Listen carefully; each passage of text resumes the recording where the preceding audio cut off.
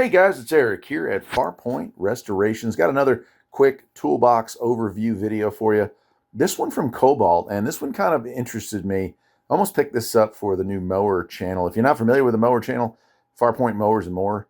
Anyway, this box here, $259 for the top, $339 for the bottom, 36 inches wide. I like the drawer layouts, the top being these smaller drawers here.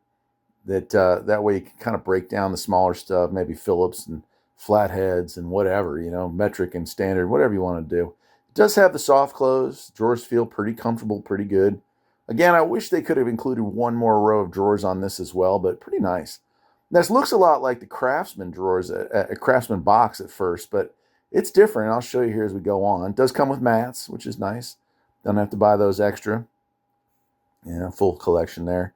And the thing I like about this is that while it's kind of similarly shaped to the Craftsman boxes, it has some differences. Over here on the side, as we come around here, you'll see the handles are different on the side. They kind of drop back in. That kind of feels a little more sturdy looking to me. And it doesn't have the ridges, the protective ridges, but looking at this picture, it looks like it's available in different colors, although I've never seen one in anything other than cobalt blue.